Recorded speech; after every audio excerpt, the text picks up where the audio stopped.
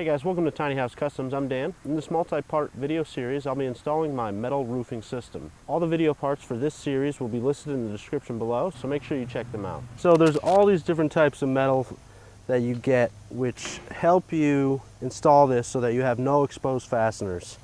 This piece right here gets, I don't even know. So this piece right here, it's going to end up getting some double-sided sticky tape put down. This piece will get put on top of it, and then this piece will get riveted down onto this panel. Now to figure out where this piece goes, you need to get your rake edge piece. So this piece, this rake piece, will end up getting placed onto this, and it'll hold it in here. So this will eventually look like that. I mean, this will get a little bit neater work done to it, but so basically what I need to do now is figure out where this piece goes. So if I install it all the way here and make sure I'm good there, this is running good right there, and I'll put a mark right on that outside edge. Now if I measure from the outside to that, it's 3.5 inches. So that's an important number to remember. It might not be the case for your roof, but for mine it is. So I marked 3.5 on the other end. I'm going to take my chalk line and snap. Now this is why it's important that your rake edge is running straight. If you didn't have your rake edge straight, that's going to cause problems with this step here. So now that I have that line, I know that that represents the outside of this piece. So this piece is going to get riveted onto here just like that. But now before I install that, I'm going to take some double-sided extremely strong mounting tape. So there is a specific tape that you want to use, and the research I did, it was called butyl tape, but when I went to Home Depot, Lowe's, all they had was this type of product, and from what I've done research on it, it looks like it'll be fine. So I was editing this video and I did some more research about the product that I was using, the double-sided sticky tape, and I think that was probably the wrong tape to use. I'm going to leave the tape that I already did on both the rake edges, but I did order some butyl tape for the ridge piece that I still have to do. So every time you see me using that red backing tape, I should have been using this butyl tape. When you're doing this project, make sure when you get your metal roof that you get butyl tape, B-U-T-Y-L. If I didn't spell that right, that is how you actually spell it, right there. Cool?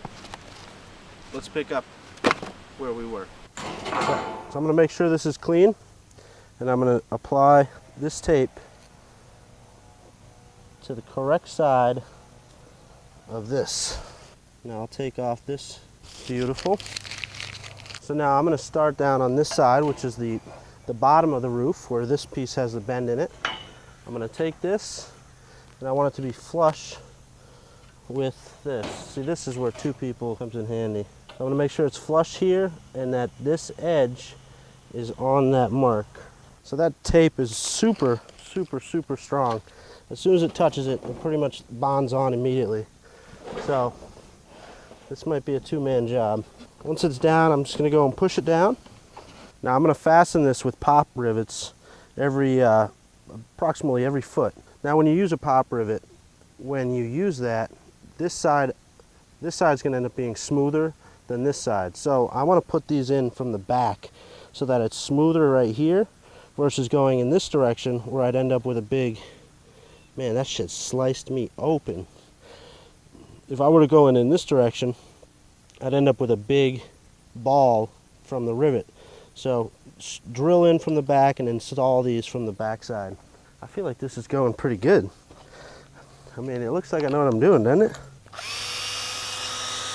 So I'm going to use an 1/8 inch drill bit because these say that they're 1/8 inch rivets. If you've never used a rivet gun before, neither have I. Place it in there, and every time you squeeze this, it's going to pull this nail through this piece, and it's going to create like a washer here, and it'll join the two pieces together, if that makes sense. I don't think it did. So now you can see that that's real smooth right here, and if you look at the other side, it's got that big ball right there.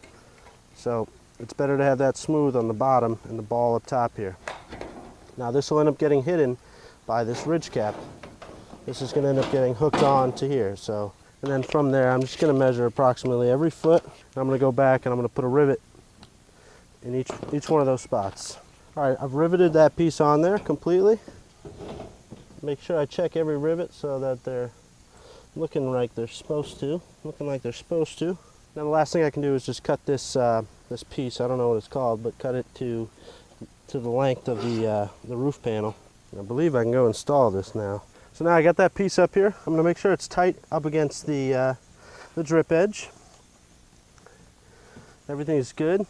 This is on its red line here as well as up there. I did some research and I can't find if you're supposed to put some of that butyl tape down on the bottom here. I know you're supposed to do it on the top and on this piece here, but to me I think it would be a good idea to put it here. I could be wrong.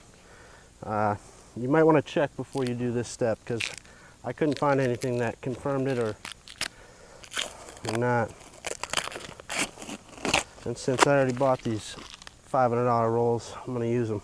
So I'm going to come about 1.5 inches up and I'll put this down.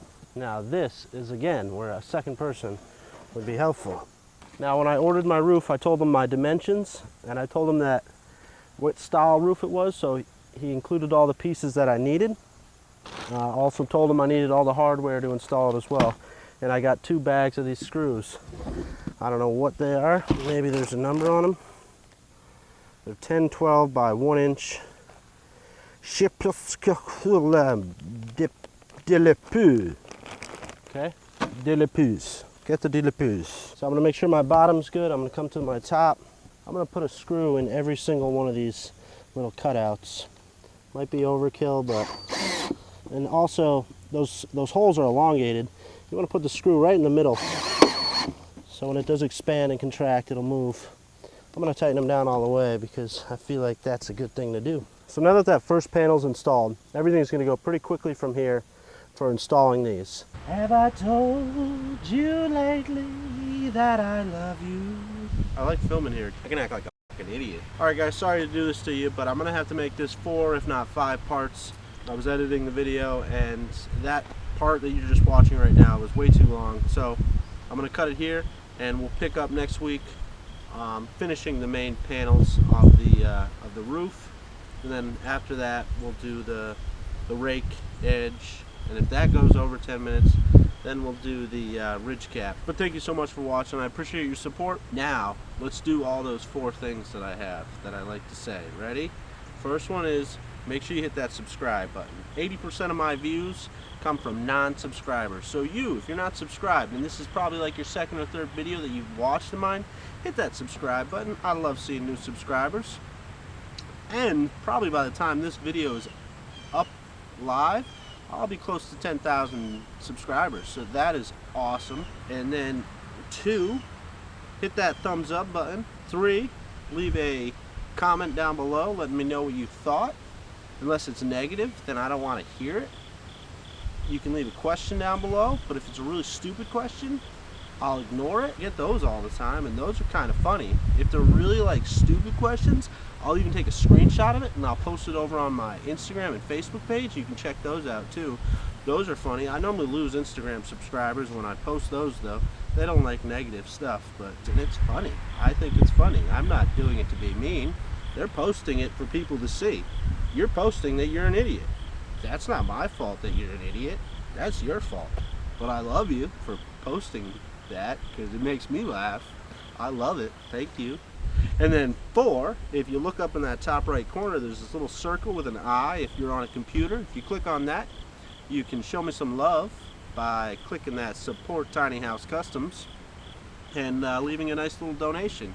It can be small, it can be big. I've had some great ones and I really appreciate those. They definitely help with my build. I can't say what that money goes towards because that's against YouTube policy. I actually read like the terms and agreements and I can't tell you what I use that money for. I think that's stupid, but obviously that money is going right back into something that I might be doing. So thank you if you've made a donation. I do appreciate those donations. They help out a lot. And then I guess 5, because I know I've been starting to do this, but if you can't make the donation, if you would share this video on your favorite social media. Thanks again for watching, guys. You want to do some outtakes? Let's do some outtakes. Because there was a couple outtakes in this video. It's a long ass video. Long ass video. If you made it to the end of this, congratulations. Peanut, come here. People get mad if you're not in the video. Alright, hi guys, here I am.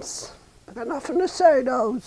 Oh look, a squirrel. Peanut butter jelly time, peanut butter jelly time, peanut butter jelly time. Yeah, here comes 10. We need 2. We need a 2.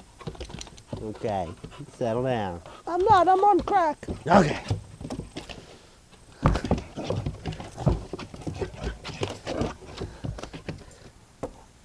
Motherfucker. Damn it. That'll be the 3rd one I need to buy now. If that broke. Mother trucker. Don't say back, because it's not back anymore, because you've been here before, right? Right. Welcome to Tiny House Customs. I'm Dan.